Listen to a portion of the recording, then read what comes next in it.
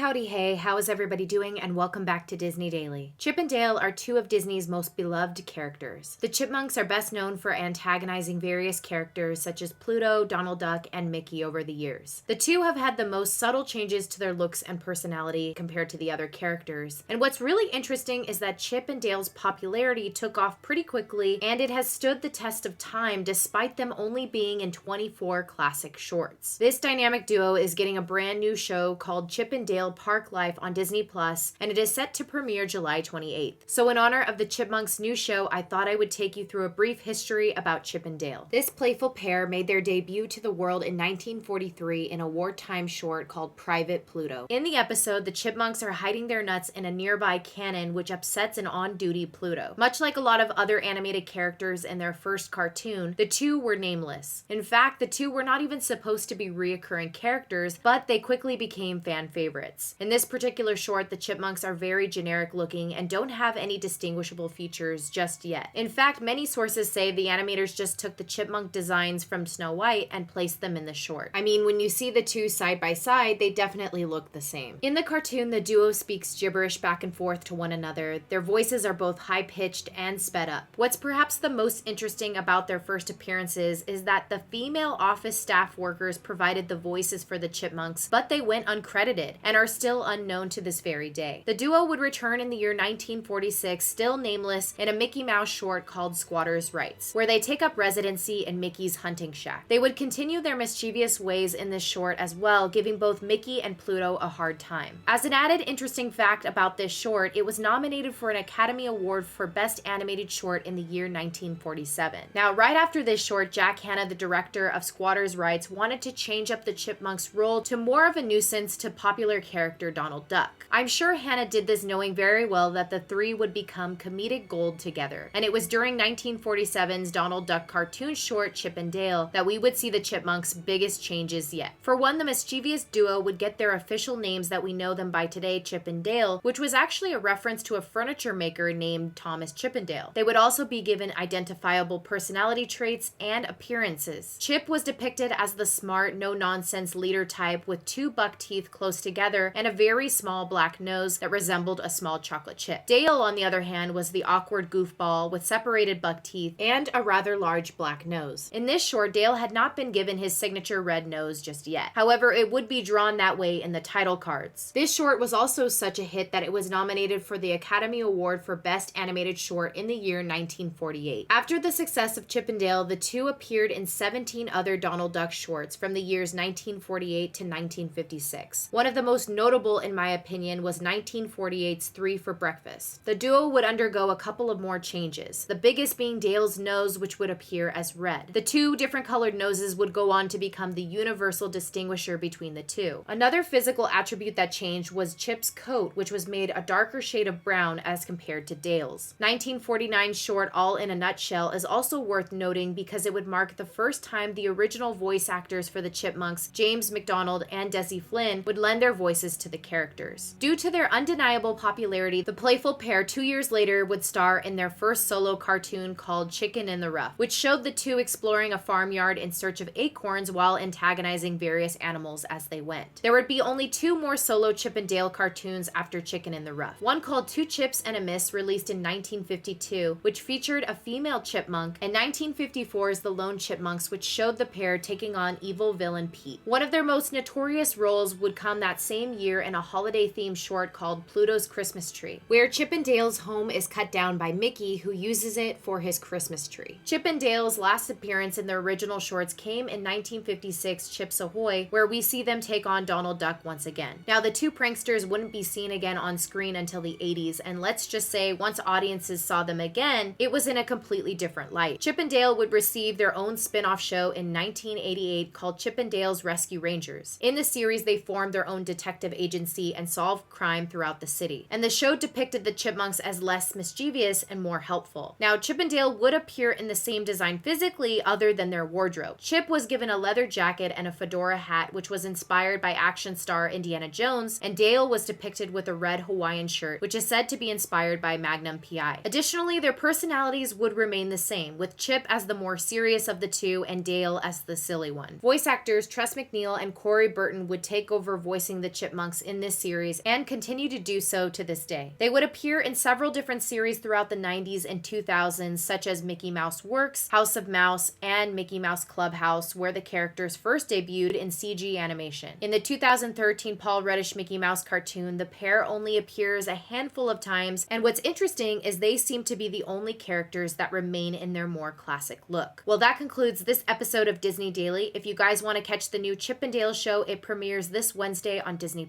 Let me know in the comments who is your favorite chipmunk out of the two. As always, thanks for being my guest here at Disney Daily. Until next time.